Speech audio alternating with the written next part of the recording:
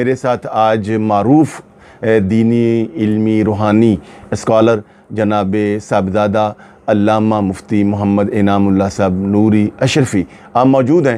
آپ سے میں گزارش کروں گا کہ اس وقت جو دعوت کا کام ہو رہا ہے وہ کیسے ہو رہا ہے، اس میں خلا کہاں ہے اور ہمیں کیا کرنا چاہیے اور کس بات پہ زیادہ اس وقت فوکس کرنے کی یا ادھر بھی توجہ کرنے کی ضرورت۔ بسم اللہ والحمدللہ والصلاة والسلام علی رسول اللہ صلی اللہ علیہ وسلم۔ میں سب سے پہلے تو نوری صاحب کا شکریہ ادا کرتا ہوں کہ اس اہم موضوع پر اور چیپٹر پر جس پر اس وقت ضرورت بھی ہے فی زمانہ گفتگو کرنے کے لیے انہوں نے بیڑا اٹھایا ہے۔ یہ بات سچی ہے کہ اس وقت امت کے اندر بہت سارے کام ایسے ہیں جو کرنے کی ضرورت ہے، اور میں نہیں کہہ سکتا کہ دانستہ نادانستہ طور پر بہت سارے شعبوں کو چھوڑ دیا۔ دعوت الی الحق جو ہے اس کے یہ دو شعبے تو جس میں امر بالمعروف اور نہی عن المنکر، ان شعبوں میں سے امر بالمعروف کی طرف تو ہمارے بہت سی جماعتیں اور انجمنیں اور بہت سی شخصیات وہ تقریباً اپنے حصے کے مطابق صرف فضائل بیان کرنا، عبادات کی طرف لگانا کہ نماز پڑھیں اور یہ کریں اور وہ کریں اور اس کی یہ فضیلت ہے اور اتنے جنت میں اتنے جنت میں یہ مل جائیں گے اور اتنے گھر بن جائیں گے، یہ سارا کچھ چل رہا ہے اور کرنا چاہیے۔ اور نسبتاً یہ چونکہ آسان مضمون اس لیے بھی ہے کہ اس سے لوگوں کی وابستگیاں پیدا ہوتی ہیں، ٹوٹتی نہیں ہیں، اس لیے شاید اس شعبے کو زیادہ فوکس کیا گیا ہے، مگر ضرورت اس امر کی ہے کہ اس کے ساتھ ساتھ دوسرا شعبہ جو نہی عن المنکر اس کی طرف بھرپور توجہ دینے کی ضرورت ہے۔ ایک نمازی اگر مسجد میں نمازی ہے اور تسبیح پڑھ رہا ہے اور دکان پہ چھرا پھیر رہا ہے تو اس سے بڑا بدبخت کون ہو سکتا ہے اور بد نصیب کون ہو سکتا ہے؟ اور یہ بات بھی بالکل طے ہے کہ اگر نہی عن المنکر کا کوئی کام شریعت کے اندر اور دین کے اندر نہ ہوتا تو پھر نہ کبھی بدر سجتے، نہ کبھی احد سجتے، نہ کبھی طائف کے میدان لگتے اور نہ کبھی کربلا سجتے۔ یہ سارے کام تو نہی عن المنکر کی وجہ سے ہیں، تو اس شعبے کی طرف بھی ہمیں زیادہ توجہ دینے کی ضرورت ہے۔ مگر اس سے پہلے وہی بات جو نوری صاحب کر رہے تھے مجھے بڑی اچھی لگی کہ جہاں کہیں بھی قرآن پاک میں ذکر ہے اعمال صالحہ کا تو اس سے پہلے ایمان کا ذکر ہے، اور اگر کہیں پہلے عمل صالح کا ذکر ہے تو وہاں بھی شرط ایمان کی ساتھ لگا دی گئی۔ مثلا اللہ پاک نے فرمایا من عمل صالحا من ذکر او انثی وہو مؤمن، فرمایا کہ جو شخص بھی تم میں سے مرد ہے عورت ہے وہ اگر عمل صالح کرے، نیک اعمال کرے، مگر شرط یہ ہے اس حال میں کہ وہ ایمان والا ہو۔ تو ایمان بنیاد بنتی ہے، اور ایمان کیا ہے؟ درست عقیدوں کا نام، جن چیزوں کو ماننے کا نام ایمان ہے ان کے حوالے سے ان کی بابت سے درست عقائد کا حامل ہونا۔ صرف ماننا کافی نہیں ہے۔ ایک شخص کہے کہ جناب کتاب تو بڑی اچھی ہے، آپ اس کی باقی تعریف ہی نہ کریں کہ اس کے اندر مضامین کیسے ہیں اور کتنے دلکش ہیں اور کتنے حسین ہیں، تو اس کتاب کو ماننے کا کیا فائدہ؟ ماننے کا مطلب یہ ہوتا ہے کہ اس کے تمام محامد، تمام محاسن اور تمام خوبیوں کے ساتھ ماننا۔ اللہ پاک کو مانیں تو اس طرح مانیں کہ اس کے تمام صفات جو اس کے پاس کسی کی عطا کردہ نہیں، اس کی اپنی ہیں، ان ساری کی ساری صفات پر ایمان رکھنا، وہ صفات سلبیہ ہوں تب بھی اور صفات ثبوتیہ ہوں تب بھی، اس کو ہر نقص سے پاک ماننا اور ہر خوبی کا مالک اور خالق ماننا، یہ ہے ایمان۔ اسی طرح جناب رسالت آپ صلی اللہ علیہ وسلم کو ماننے کا یہ مطلب نہیں کہ محمد الرسول اللہ بس وہ اللہ کے رسول ہیں۔ اللہ کے رسول ماننے کے بعد جتنے محامد، اوصاف اور محاسن وہ آپ صلی اللہ علیہ وسلم کو قدرت نے عطا کیے ہیں وہ اللہ کے ماننے سے ان کی ذات اور ان کے وجود کے اندر ماننا لازم ہے، اور ایمان کی پختگی کے لیے یہ لازم ہے اس لیے کہ ایمان نام ہے زبان رسالت سے نکلے ہوئے ان کلمات کو ماننے کا آنکھیں بند کر کے، جن چیزوں کی خبر آمنہ کے لال سید کائنات محمد رسول اللہ صلی اللہ علیہ وسلم نے ہمیں عطا کی ہے۔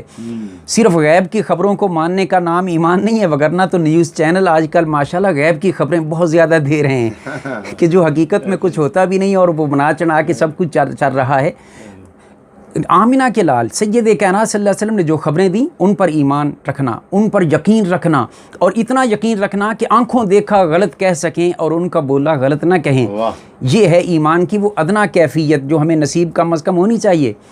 مگر اس کے ساتھ صرف یہ نہیں کہ وہ اللہ کے رسول ہیں، پھر ان کی ساری خوبیاں، ان کے سارے کمال، ان کے سارے محاسن، فضائل اور ان کی ساری عظمتوں کے سامنے سر تسلیم خم کرنا ہوگا، اور امتی ہونے کے ناطے ہمیں اس تقابل میں نہیں پڑھنا چاہیے کہ ہم کیا ہیں اور وہ کیا ہیں، اور اس تقابل کی طرف بھی نہیں لے جانا چاہیے کہ اللہ کے مقابلے میں کھڑا کر دیا جائے اس وقت بڑی ضرورت ہے بیلنس کرنے کی. یہ بات ذہن نشین رکھیں کہ عقیدہ اہل سنت یہ ہے، چونکہ ہم اہل سنت کے عقیدے کے داعی ہیں. اہل سنت کا عقیدہ یہ ہے کہ اللہ کے عطا کرنے کے بغیر کسی کے پاس کچھ بھی نہیں ہے. بے شک. ساری کائنات کے نبی ولی کچھ بھی ہیں، اگر اللہ نہ دے تو کسی کے پاس کچھ نہیں. مگر یہ بات ذہن نشین کریں کہ اللہ کے دینے کے بغیر کسی میں کوئی خوبی ماننا، کوئی کمال ماننا اگر شرک ہے تو اور ذرا دوسری طرف بھی نظارہ کر لیں، اللہ جسے خوبی دے اس خوبی کا انکار کرنا بھی کفر ہے. اب ایک طرف شیطان نے شرک کا وہ شکنجہ لگایا ہوا ہے، دوسری طرف کفر کا شکنجہ لگایا ہوا ہے. کسی کو ادھر پکڑ لیتا ہے، کسی کو ادھر پکڑ لیتا ہے، اور اسی سے بچ کر ہمیں راہ اعتدال پہ چلنا ہے. جو قرآن کریم ہماری صفت بیان کرتی ہے، امت وسط ہمیں کہتی ہے. حالانکہ امت وسط ہم کیسے بنتے ہیں؟ آدم علیہ السلام سے لے کر عیسیٰ بن مریم تک جتنے انبیاء اور ان کی امتیں ہیں وہ حضور سے پہلے آ چکی ہیں. اس اعتبار سے تو آخر الامم ہم ہیں. حضور نے فرمایا انا آخر الانبیاء وانتم آخر الامم، میں سب سے آخری نبی ہوں، نبیوں کا سب سے آخر ہوں، اور تم امتوں کا سب سے آخر ہو. تو بھائی امت وسط پھر کیسے؟ تو امت وسط صرف اسی لیے کہ ایک طرف شرک، دوسری طرف کفر، اور درمیانی راہ پہ چلنا یہ ایمان ہے. مثال دے دوں، اللہ کا انکار کرنا کفر، اور کئیوں کو خدا بنا لینا شرک. اب ایک طرف شرک کھڑا ہے، ایک طرف کفر کھڑا ہے، اور درمیان میں ایمان ہے، لا الہ الا اللہ، اللہ ہے مگر اس کے علاوہ کوئی اور نہیں ہے.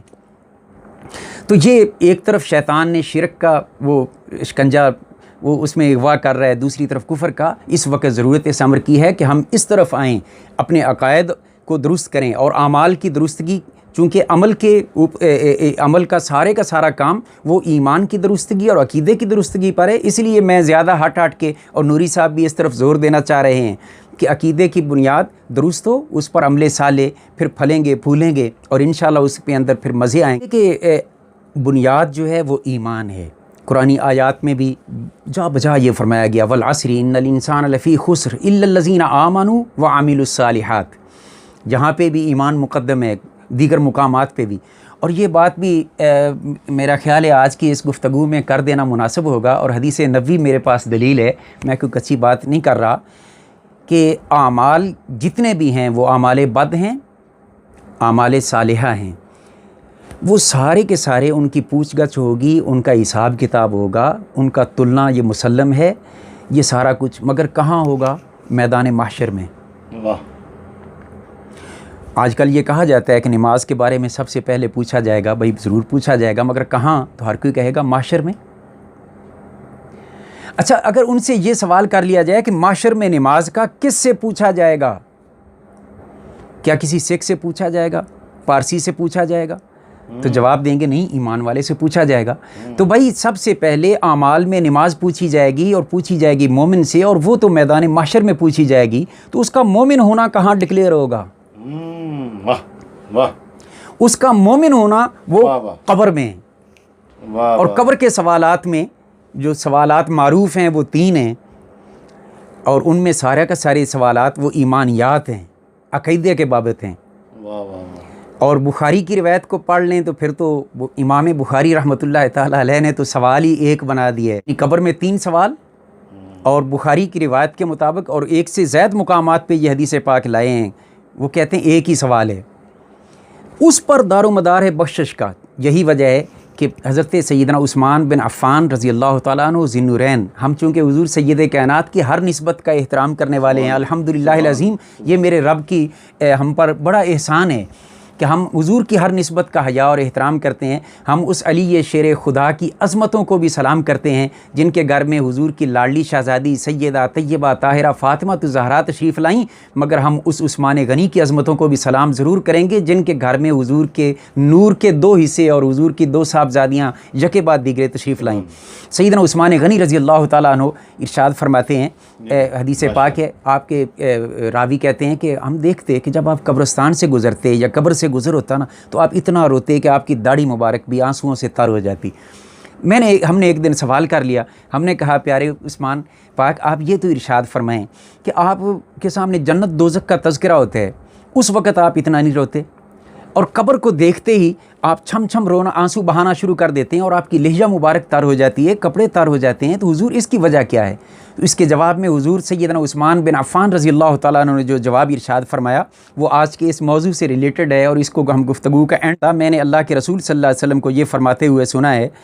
حضور کیا سنا ہے؟ فرمایا, حضور نے ارشاد فرمایا قال ان رسول اللہ صلی اللہ علیہ وسلم قال, حضور سید کائنات صلی اللہ علیہ وسلم نے ارشاد فرمایا ان القبر اولا منزل من منازل الآخرہ.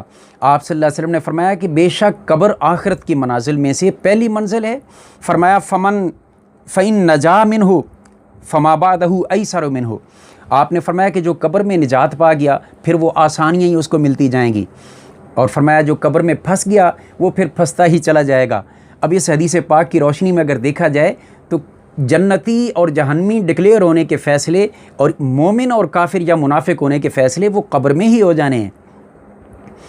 اور قبر کے اندر جب فیصلے ہوں گے تو وہ کس بنیاد پر ہوں گے؟ تو لوگوں یہی آج ہماری گفتگو کا عنوان تھا, اور اسی کام پہ ہم زور دینا چاہتے ہیں, اور تمام احباب سے درخواست کرتے ہیں اس کار خیر میں اپنا اپنا حصہ ڈالیں. آئی ٹی سے متعلقہ لوگ بھی اس میں حصہ ڈال سکتے ہیں اپنے فن کے ذریعے سے, علماء اس میں حصہ ڈال سکتے ہیں اپنے علم اور مطالعہ کے ذریعے سے, اور دیگر طبقات فکر کے جتنے افراد ہیں, اور خاص طور پہ وہ افراد جو سوشل میڈیا سے ریلیٹڈ ہیں وہ لائکس کی صورت میں اور اس کو شیئر کرنے کی صورت میں اس میں حصہ دار ہو سکتے ہیں اور عند اللہ ماجور ہو سکتے ہیں. کہ وہ یہ ہے کہ ایمان وہ بنیاد ہے اور ایمان ہی مدار نجات ہے. اللہ کرے ہمارا ایمان عقیدہ محفوظ رہے.